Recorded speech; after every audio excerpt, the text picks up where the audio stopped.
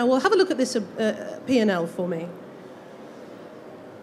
A quick look at that will show you that in year 1 you were doing pretty well on revenue. Things were very good in year 2. I definitely was staying in the suite at the Grosvenor House that year. Things were going brilliantly. Year 3, things began to tail off, and by the time the recession has really hit, your revenue is really down. Similarly, your profits are going like this. Let's have a nice picture. There we go. Revenue's down, profits down. Your chief executive has called you into the office, or you yourself have had a very stern look, and you've said, this event needs to be cancelled. This event is going nowhere. I've got other priorities. Everything's going down there. Let's move on.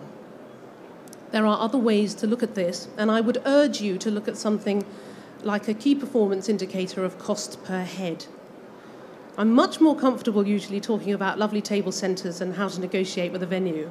It's interesting that actually what the recession has done for me and for my team is made us a lot more commercially aware, and now I'm talking about KPIs as if I was a finance director, the most unlikely one you'll meet.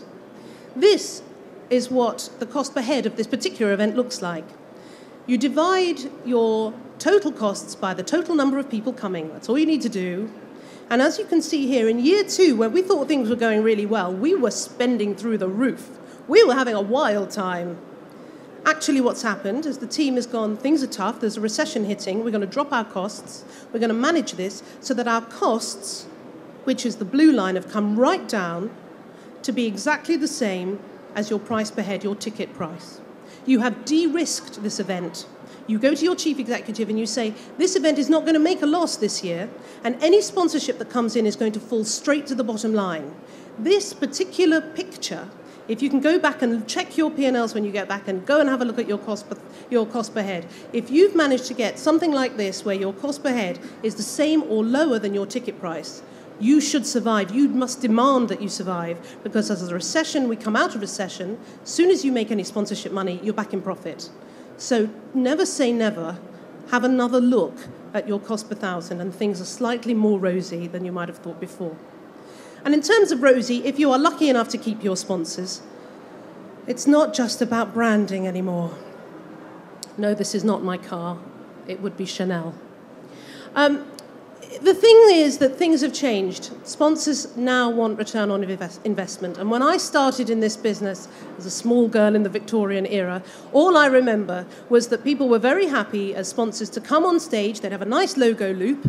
They'd open the envelope, they'd shake hands, they'd have a picture with a celebrity, and that would be the end of that until you asked them for the similar amount of money the following year. Happy, happy days, perhaps, for us. Those days have gone. Sponsors need and require year-round communication. They want touch points with your customers and with your audience and with you as a team all year round. If at the moment you ask yourselves seriously, after a really good event, when you've shaken hands with that sponsor and you've thanked them for all their support, when do you next pick up the phone and talk to them? Most often we pick up the phone about 6 months later to ask them for more money for the next event. That's not what we can do in a recession. They want to be talking to you all the time and have lots of pinch point and lots of touch points with you. Networking events are hugely important. So if you've got a sponsor and you know they want to support, I don't know, a sales awards, for example, bring them together throughout the year to have networking events with other sponsors or with you or with other key players in the sales environment. Whatever awards you're in, do small events throughout the year. They're low cost. You can, if you've got an office that can take it, bring them into your office if you can, and let people network throughout the year. And at a time of recession, it's frustrating. Actually, the things that go are events people get made redundant, marketing people get made redundant, and PR people get made redundant. And actually, in a recession, if you want your awards to keep going, you need us in awards, you need marketeers, and you certainly need public relations. PR has been one of the backbones of the success of UBM's events, actually, because we say to sponsors, yes, you'll get a logo loop, and you'll get to stand next to Dame Edna Everage, if we had the budget.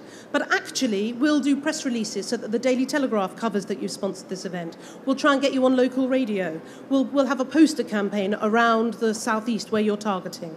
PR is key. If you're running awards and you haven't got any PR behind it, dig deep. I know you have to invest in all those other fundamentals, but try and find PR. It'll pay dividends. And you can also make money out of data. Sponsors now want saleable, trackable, measurable data. If you've got 400 people in a room for a charity event, a public sector event, or a commercial event, you can sell the data to your people. Your sponsors want to know, who am I going to meet? Who did I meet? What were their addresses? When can I get hold of them? And how often can I meet them? And you've got that in your power. It's tremendously powerful. But often we have all of our data on an Excel spreadsheet, and it just gets filed away on the computer and you don't look at it. You can make money out of that data, so do so, please. So, this is a very quick summary. Survival. Hanging on is what's important. Don't forget the fundamentals. Honestly, sometimes people get nervous because we've had budgets of 100,000 cut to 50,000, and suddenly the team have gone, well, we'll just have to cut down on the food, or we'll just have to make sure that the set is just really minimal. You have to get those things right too.